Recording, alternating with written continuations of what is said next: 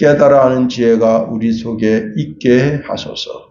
영생의 말씀이 계심에 우리가 누게로 가오리까 고백하며 예수님만 따라가는 주의 신령한 제자가 다 되게 하소서. 예수님 이름으로 감사하며 기도합니다. 아멘. 네, 이 한 시간 본문에 있는 말씀을 통해서 에베소 교회가 고백했던 신앙 고백, 그런 제목 가지고 말씀을 살펴봅니다. 우리는 이제 초대교회 그 가운데 에베소 교회가 고백했던 신앙 고백을 살펴보고 있습니다. 성경에는 이제 수많은 하나님에 대한, 내가 발견한 하나님에 대한 입술의 고백이 있습니다. 특별히 다윗이 이제 자신의 삶에서 경험한 하나님을 찬양하고 이제 죽게 되었을 때 그 아들 솔로몬에게 신앙 같은 고백을 하며 당부합니다. 열왕기상 2장 2절에서 4절에 보면 내가 이제 세상 모든 사람들이 가는 길로 가게 되었나니 너는 힘써 대장부가 되고 내 하나님 여호와의 명령을 지켜 그 길로 행하여 그 법률과 계명과 율례와 증거를 모세의 율법에 기록된 대로 지키라. 그리하면 내가 무엇을 하든지 어디로 가든지 형통할지라. 여호와께서 내 일에 대하여 말씀하시기를 만일 내 자손들이 그들의 길을 삼가 마음을 다하고 성품을 다하여 진실이 내 앞에서 행하면 이스라엘 왕 위에 오를 사람이 내게서 끊어지지 아니하리라 하신 말씀을 확실히 이루게 하시리라 말씀하십니다. 구약의 수많은 믿음의 선진들이 신앙 고백을 했습니다. 그 신앙 고백이 찬송이 되고 그래서 우리가 그 찬송을 읊조리게 되고 때로는 그 신앙 고백이 시가 되어서 우리가 묵상하게 됩니다. 신약에도 수많은 사람들이 자신의 신앙을 주님께 고백했습니다. 그 중에 제일 유명한 것이 베드로의 고백이죠. 주는 그리스도시요 살아계신 하나님의 아들이십니다 라는 고백입니다. 그 고백이 교회의 기초가 되어서 주님께서는 그 반석 위에다가 내 교회를 세운다 말씀하시며 교회가 서게 될 것을 말씀하셨습니다. 우리가 이제 오늘 본문에 있는 말씀을 통해서 사도들의 고백을 우리가 생각하지만 또 우리가 발견하는 하나님을 노래할 수 있어야 하고 내 신앙이 날마다 발전해서 지금의 고백보다는 더 좋은 고백으로 하나님을 노래하고 찬송할 수 있어야 합니다. 사도는 우리가 발견한 예수님, 내가 주와 그리스도로 고백한 예수님에 대하여 이 고백이 너무너무 크고 너무너무 중대하다 말씀하면서 16장 상반절에 이렇게 말씀하고 있습니다. 크도다 경건의 비밀이요 그렇지 않다 하는 이 없도다 했습니다. 예, 인간의 이성으로 다 헤아릴 수 없고 역사와 우주를 관통하면서 교회와 성도의 삶을 지탱하는 압도적인 실제가 무엇이냐? 경건의 비밀이다 하는 겁니다. 우리가 하나님의 구원 계획인 경륜을 따라서 이 땅에서 그리스도 예수께서 오신 겁니다. 그래서 초대교회의 신앙 고백을 보면 전부 예수님에 대한 고백입니다. 특별히 이제 16절에 보면 그 영표가 있잖아요. 영표가 있는 뒤 구절을 보면 그는 육신으로 나타나신 바 되시고 영으로 의롭다 하심을 받으시고 천사들에게 보이시고 만국에서 전파되시고 세상에서 믿는 바 되시고 영광 가운데 올려지셨느니라 말씀하십니다. 그렇습니다. 예, 우리가 이 신앙 고백을 통해서 우리의 신앙 고백을 하나님께 읊조리게 되는 거죠. 예, 이 신앙 고백을 통해서 우리가 믿는 예수님이 어떤 분인지를 확실히 알게 되는 겁니다. 독일과 이제 영국이 전쟁하는 가운데 프랑스 한 교회에 켄무어 로버트 라이트라고 하는 두 의무병이 임시 야전병원을 그 교회에다가 이제 열게 됐는데, 미군하고 그리고 심지어는 독일군까지 상처 입고 죽어가는 병사들을 전부 끌어다가 거기서 치료하게 됐습니다. 이 교회 안에 들어올 때는 모든 무장을 해제하고 들어올 수 있게 한 겁니다. 미군도 그 교회 안에 들어올 때는 무장을 해제하고 들어오고, 독일군도 처음에는 이제 거기 와서 급습해서 여기에 뭔가 있는가 하고 급습하게 되는데, 보니까 전부 환자들이고 심지어는 독일군 병사들도 있는 걸 보고 깜짝 놀랐습니다. 그래서 독일군 장교가 자기들이 가지고 있는 의약품을 이제 갖다 주고 그 의약품으로 병사들을 치료하게 하고, 모든 병사들은 장교들도 마찬가지고 그 교회 안에 들어갈 때 군화를 벗고 그리고 무장을 해제한 상태에서 들어가도록 했습니다. 문제는 이제 독일군이 맹렬하게 싸워서 미군이 후퇴하게 됐습니다. 그래도 이 두 병사는 남아서 끝까지 그 부상병들을 치료했는데, 그 임시 야전병원에 들어온 80명의 병사들이 한 사람도 죽지 않고 다 살았다는 겁니다. 후에 이제 이 80여 명을 치료한 것에 대한 연합군에서 상을 이제 수여하고, 또한 이제 미국의 전쟁이 끝난 후에 미국 정부에서도 상을 수여하면서 크게 치하했다는 겁니다. 두 병사가 80명의 총상을 입은 병사들을 치료했다고 해서 연합군에서도 상을 치사하고, 그 다음에 이제 미군에서도 상을 취하는데, 여러분, 온 인류를 구하시는 우리 예수님은 오늘 본문에 있는 말씀처럼 크도다 경건의 비밀이요 라고 찬송하는 것이 마땅하다 하는 겁니다. 여기 크다라고 하는 말은요, 메가스예요, 메가스. 인간의 어떤 측량 도구로 도저히 잴 수 없는 그런 것을 메가스라 크도다 말씀하고 있습니다. 그렇습니다. 오늘 우리가 다 살펴볼 수는 없고, 지난 시간에 이어서 두 번째 시간으로 영으로 의롭다 하심을 받으시고 라는 구절과 천사들에게 보이시고 라는 구절을 살펴보겠습니다. 첫 번째는요, 영으로 의롭다 하심을 받으셨다 하는 겁니다. 근데 주석에 보니까 이 영으로 의롭다 하심을 받으시고 라는 구절이 많은 오해를 받고 있는 구절이라고 하는 겁니다. 왜 그런가 하면, 예수님도 죄인이셔서 의롭다함을 받으신 건가? 이렇게 의심한다는 거예요. 또 육신으로는 불완전했고 영으로만 의로워졌다는 뜻인가? 이렇게 의심을 받았다 하는 겁니다. 그런데 헬라 성경을 보면 이 구절은 예수님이 죄사함을 받았다거나 회심했다는 그런 의미가 아니라는 사실입니다. 죄사함이나 회심은 죄인에게 적용되는 단어라는 사실이죠. 그렇다면 의롭다 하심은 무슨 뜻이겠는가 하는 겁니다. 먼저 의롭다 하심이라는 단어를 살펴보면, 의롭다 하심을 받다, 의롭다고 선언되다라는 뜻입니다. 다시 말하면 영의 영역에서 옳다고 공적으로 확증되다, 그런 뜻입니다. 예수님은 육신을 입고 이 땅에 오셔서 낮아지셨습니다. 그런데 성령의 역사 가운데 의롭다 하심과 하나님의 아들 되심이 드러나게 되고 확증됐다는 겁니다.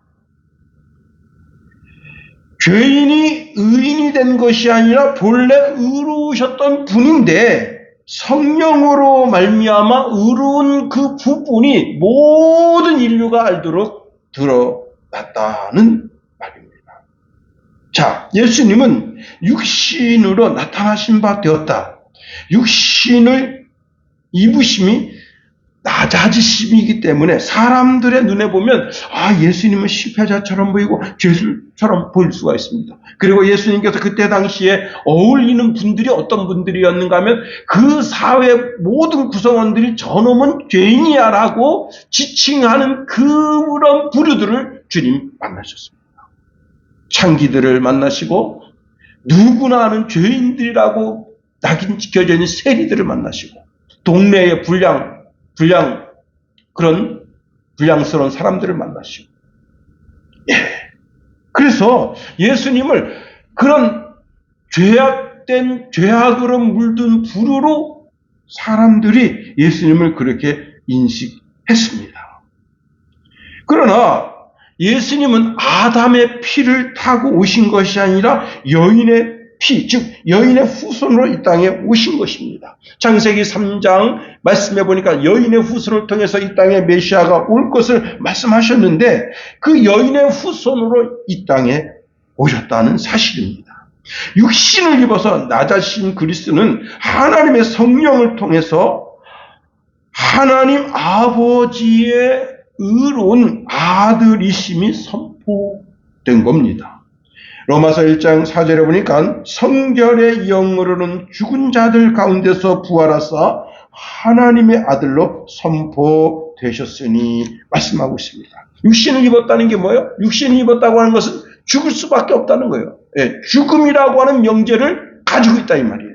그런데 예수님은 부활하신 사건을 통해서 의롭게 되심을 입었다 하는 겁니다. 그러면 예수님은 언제 의롭다 하심을 받았을까요?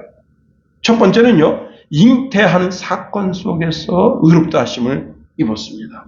마태복음 1장 18절에 보니까 예수 그리스도의 나심은 이러하니라 그의 어머니 마리아가 요셉과 약혼하고 동거하기 전에 성령으로 잉태된 것이 나타났으니 성령으로 잉태됐다는 거예요. 예수님이 의로워지심은 잉태 시부터 의로워졌다는 거예요. 마리아의 남편 요셉인데 요셉이 주의 천사에게 이렇게 말합니다. 주의 천사가 마태복음 1장 20절에 보니까 이 일을 생각할 때 주의 사자가 현몽하여 이르되 다윗의 자손 요셉아 내 아내 마리아 데려오기를 무서워하지 말라. 그에게 잉태된 자는 성령으로 된 것이니라 말씀하십니다. 자, 수태고지 너 임신할 거야. 그렇게 주의 천사 가브리엘 천사가 마리아에게 고백할 때 어떻게 이런 일이 저한테 있을 수 있죠? 그럴 때 뭐라 했습니까? 거룩한 성령이 내게 임해서 거룩한 성령이 내게 임해서 그로 말미암아 잉태될 것을 말씀하셨다는 겁니다. 그렇습니다. 또 예수님의 의로우심이 언제 나타났습니까? 예수님이 세례받을 때 하나님 아버지로부터 귀한 음성을 듣게 됩니다. 마태복음 3장 10절에 보니까 하늘로부터 소리가 있어 말씀하시되 이는 내 사랑하는 아들이요 기뻐하는 자라 하시니라. 자, 어느 때 또 예수님의 의로우심이 나타났습니까? 귀신을 내쫓을 때. 예수님이 귀신을 내쫓을 때 귀신들이 먼저 예수님을 알아보고 하나님의 거룩한 자라고 고백했습니다. 마가복음 1장 24절에 보니까 나사렛 예수여 우리가 당신과 무슨 상관이 있나이까? 우리를 멸하러 왔나이까? 나는 당신이 누구인 줄 아오니 하나님의 거룩한 자입니다. 마태복음 8장 29절 말씀해 보면 이에 그들이 소리질러 이르되 하나님의 아들이여 우리가 당신과 무슨 상관이 있나이까? 때가 이르기 전에 우리를 괴롭게 하려고 여기 오셨나이까? 하더니라고 말씀하고 있습니다. 예수님의 의로움이 또 언제 나타났습니까? 부활 시에 나타났다는 겁니다. 예수님의 부활 사건이 예수님이 영으로 성결하게 된 사건임을 증명한다는 사실입니다. 부활로 의롭다 하심을 입은 예수님께서 십자가가 옳았다. 십자가의 그 죽음을 통해서 온 인류를 구원하는 구원의 구속 사건이 다 옳았다. 그리고 그것을 확증하는 사건이 바로 예수님의 부활 사건입니다. 다시 말씀드립니다. 예수님은 의로워지시는 분이 아닙니다.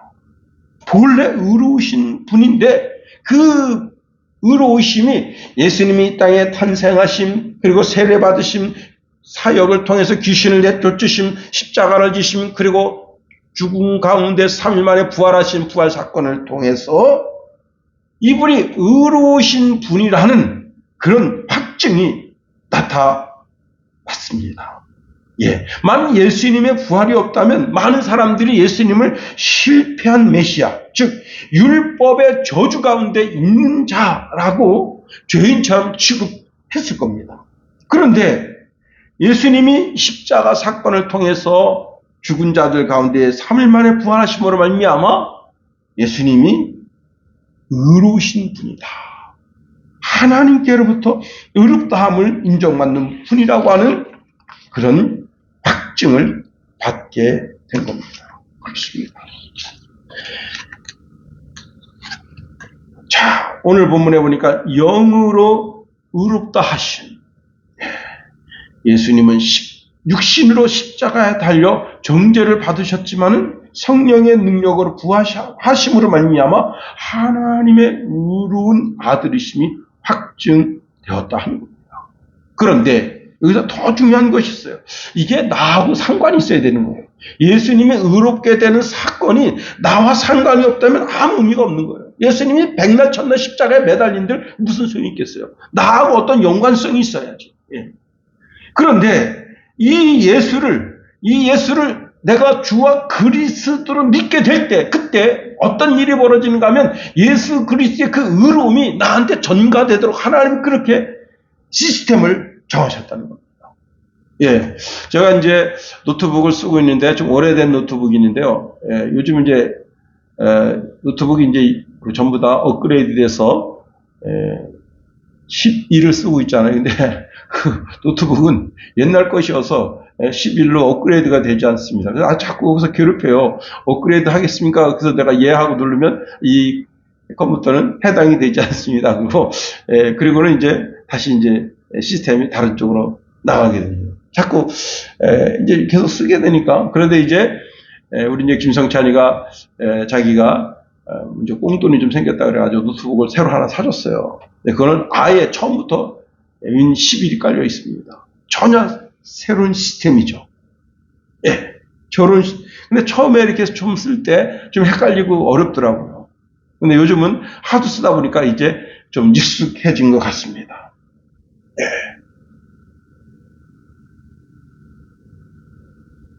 우리가 의롭게 되는 것은 이 노트북이 시대의 상황에 따라서 업그레이드 되는 그런 게 아닙니다. 본래 그냥 그 지금 쓰는 노트북이 본래 윈 11이 깔려 있는 것처럼 예수 그리스도를 믿기만 하면 믿는 자에게 예수 그리스도의 의, 그 거룩한 의가 전가되어서 그냥 의롭게 되는 거예요. 내가 뭘 해서 의롭게 되는 게 아니에요. 두 번째로 오늘 본문에 이런 말씀을 주고 있습니다. 초대교회가 신앙 고백 중에 어떤 고백을 했는가? 천사들에게 보이시고 라는 고백을 했다 하는 겁니다. 예수 그리스도의 구원 사역은 인간에게만 국한된 것이 아니라 전 우주적으로 새롭게 하신다는 사실입니다. 계시록 21장 5절 말씀해 보니까 보좌에 앉으시니가 이르시되 보라 내가 만물을 새롭게 하노라 하신다는 사실입니다. 온 우주 만물이 새롭게 될 날을 확수고대하고 있다는 거예요. 우리만 주님이 이 땅에 강림하시는 그날을 확수고대하는 것이 아니라 만물들도 확수고대하고 있다는 거예요. 왜? 인간의 그 죄악으로 말미암아 그 탐욕이 이 우주를 망가뜨리고 있는 거예요. 여러분 쓰레기 전부 우주에 갖다 버리잖아요, 그죠? 뿐만 아니라 여러분 지금 바다가 지금 몸살을 앓고 있잖아요. 중국에서 그냥 플라스틱 쓰레기 그냥 버려가지고 그냥 한국으로 밀려와가지고 여러분 우리 서해안에 야 어마어마한데 우린 괜찮아요. 일본은 더 심합니다. 이게 또 어떻게 됩니까? 이 태평양으로 흘러가가지고 쓰레기 섬인데 대한민국보다 더 큰 쓰레기 섬이 있잖아요. 여기 자원을 굳이 캘 필요가 없어. 거기 있는 자원만 쓰레기를 잘 분리해서 구분만 해도 어마어마한 아마 수입원을 얻게 될 거예요. 우리나라 한 과학자가 녹조 있잖아요, 녹조. 일본에서는 실제 하고 있습니다. 일본에서는 녹조를 전부 걷어들여요. 그래서 그걸 갖다 비료를 만들어요. 그래서 농가에 놀아줍니다. 우리나라 아직 그 연구만 하고 있는데, 연구할 필요가 아니라 일본에 가서 좀 기술 좀 사오지. 녹조 때문에 그냥 뉴스 때리고 그러지 말고, 응? 일본은요, 그 녹조를 싹 걷어들여서 비료를 만들어요. 농가에 놀아줍니다. 농가들이 좋아합니다.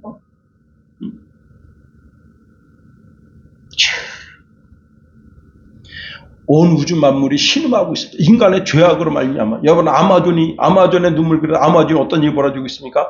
전부 거기다 이 나무를 베어버리고. 응? 예. 로마서 8장 19절 말씀해 보면 피조물이 고대하는 바는 하나님의 아들들이 나타나는 것이니 말씀하고 있습니다. 하나님이 주신 피조물들이 그리스도의 강림을 기다리고 있다는 거예요. 이유는 이때 만물을 새롭게 하시기 때문입니다. 자, 예수 그리스도께서 만물을 새롭게 하실 날에 영적인 세계, 특히 천사들 앞에서 그 모든 공적이 드러난다는 겁니다. 그 공적을 천사들에게 보이신다는 거예요. 여기 천사들에게 보이셨다라고 하는 것은 우연히 보게 됐다는 게 아니에요. 하나님께서 의도적으로, 모두적으로 확 드러나서 보게 하도록 하신다는 겁니다. 예수님의 사역과 영광이 천사들에게 확실하게 드러나도록, 히브리서에 보니까 천사들이 의구심을 가지고 의아한 경이한 눈으로 예수 그리스도를 쳐다보고 있습니다.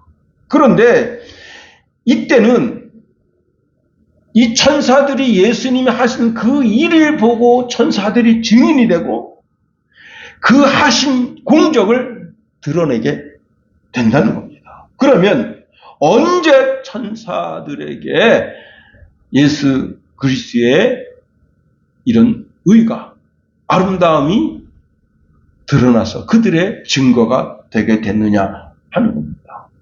성경에 보니까 예수님이 탄생했을 때 천사들이 합창했습니다.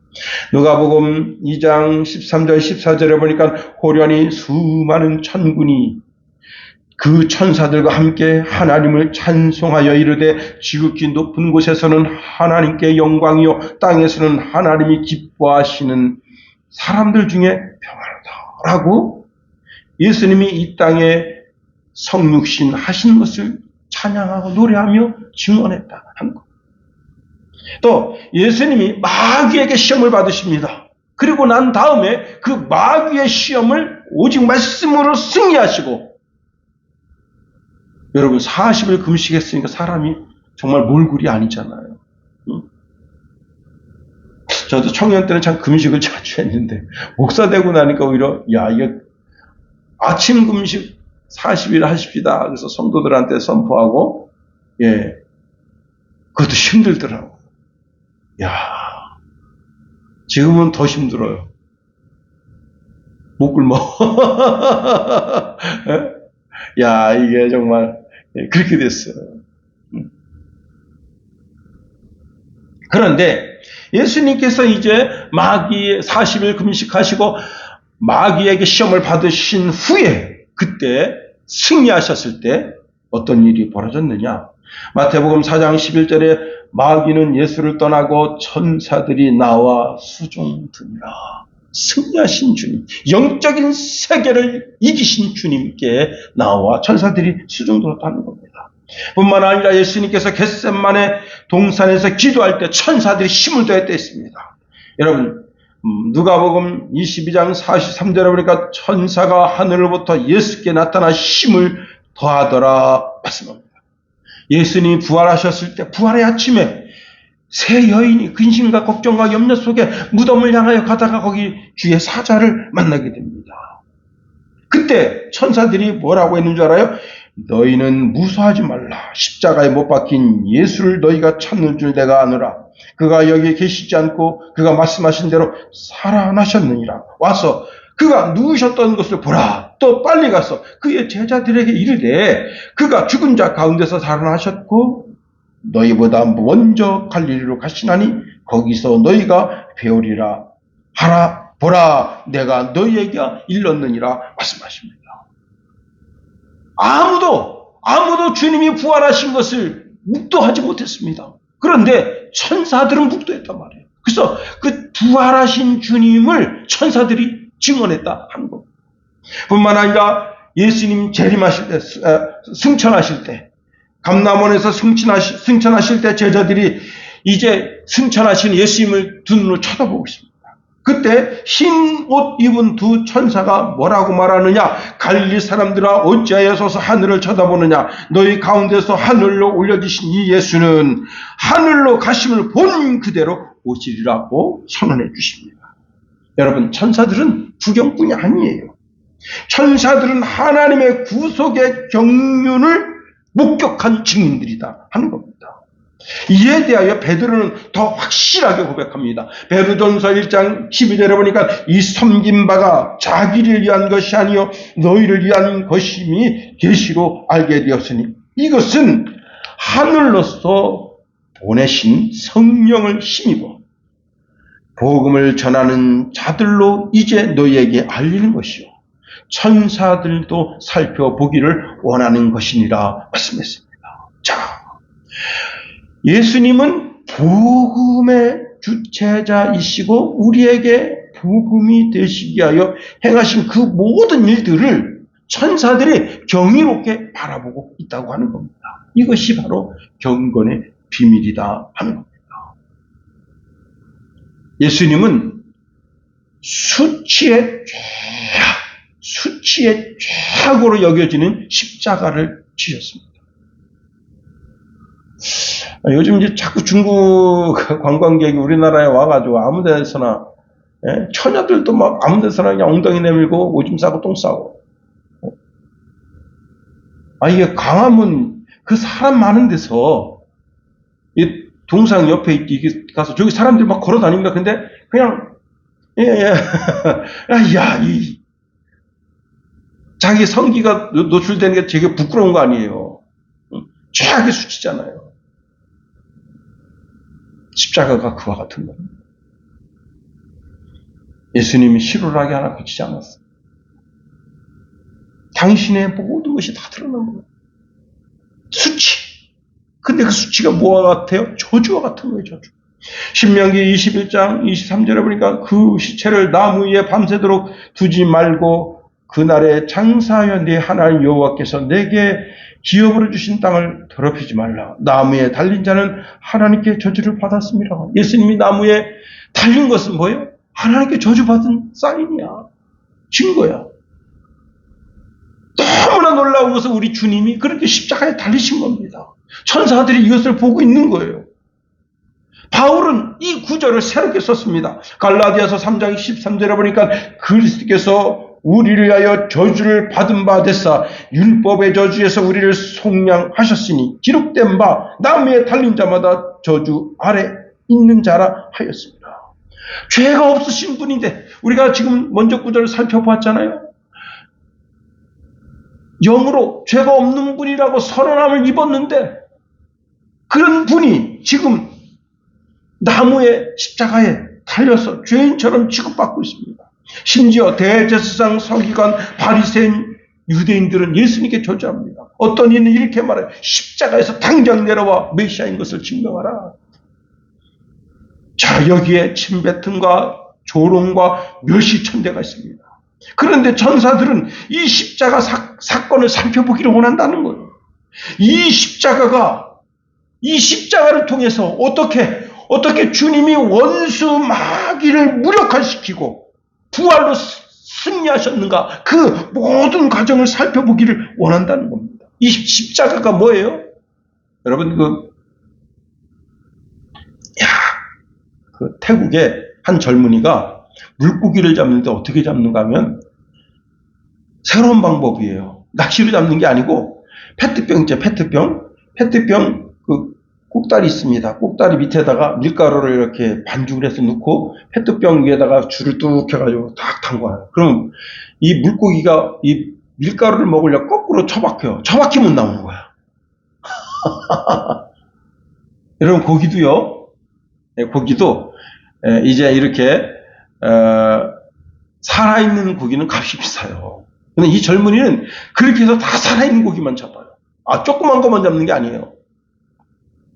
페트병이 조그만 거는 조그만 물고기 들어가고 큰 건 큰 물고기 들어갑니다. 와, 대단해요. 그런 것처럼 이 십자가가 마귀를 잡는 틀입니다. 어릴 때 이제 어떻게 해서 참새를 잡는가 하면 그 큰 가마솥이 있어요. 가마솥. 그 가마솥에 뚜껑이 있어요. 그 뚜껑을 갖다가 이렇게 딱 해놓고 여기다 나무 이렇게 딱 지들려 놓고 밑에다가 쌀 같은 거 딱 넣으면 참새 20-30마리가 막 쪽쪽쪽쪽쪽 막 이걸 딱 챕니다. 딱 하면서 잡는 거예요. 응? 그러면 한 2-3마리는 잡혀 있어요. 근데 우리 어머니는 그것도 생명 있는 건데 그렇게 하면 어떡하냐. 그거 잡지 마라. 그리고는 광에서 사람 먹는 쌀 갖다가 이렇게 놀아줍니다. 참새가 한 50마리에서 80마리가 그 배나무에 앉아 있으면서 우리 어머니가 나오길 기다려. 우리가 나오면 다 도망가요. 그 참새들이 모르는 놈 왔다 이거야. 근데 우리 어머니가 딱 착착착착착착 하고. 참 시대가 이렇게 된 거예요. 옛날에는요, 그거 잡아서 그 고기 요만큼 나올까? 그러니까 먹는 게 없던 시대야. 그런 시대는 개울에 있잖아 미꾸라지 진짜 씨가 말라요. 버들지 씨가 말라. 어제 잡고 오늘 또 잡아. 그런 시절이었어. 지금은 그런데 그게 뭐예요? 참새 잡는 틀. 예수님이 십자가에 달린 것은 마귀 권세를 무력화시키고 마귀를 잡는 틀이었다는 거예요. 그리고 부활하심으로 말미암아 예수님께서 최고의 영광의 자리에 올리셨습니다. 존귀하게 된 거예요. 존귀. 이 예수님이 존귀하게 된 것은 사람이 예수님을 높여서 존귀하게 된 게 아니라 원래 존귀하신 분, 그것이 천사들로 말미암아 그 존재가 드러난 거예요. 우리 예수님은 존귀하신 분이십니다. 사람들에게는 싫어 버림받았지만 하늘에서는 이미 확증된 구원자라는 선언이 있었다는 거예요. 예수 그리스도의 육신과 구속 사역이 하늘의 영적 존재들 앞에서 이미 하나님의 뜻으로 공적으로 증거되었다라는 선언이란 사실입니다. 우리가 두 구절을 살펴봤습니다. 영으로 의롭다 하심을 받으시고 천사들에게 보이시고 두 구절을 살펴봤습니다. 의로우신 분으로서 천사들의 증언을 통해서 우리의 구주되심이 확언되었습니다. 우리가 이 신앙 고백을 통해서 우리의 신앙이 점점 더 견고해지게 되기를 예수님의 이름으로 축원해 드립니다. 더 성숙한 신앙으로 우리 구주 예수 그리스도를 참 하나님이요 참 신으로 우리의 구속자이심을 고백할 때 여러분 이 고백은 사랑의 고백이요 은혜의 고백이고 감사의 고백입니다. 그 고백을 통해서 우리의 신앙이 견고해져서 흔들리지 않는 저와 여러분의 믿음이 되기를 예수님의 이름으로 축원해 드립니다. 기도하겠습니다. 하나님 우리를 붙드시며 인도하소서.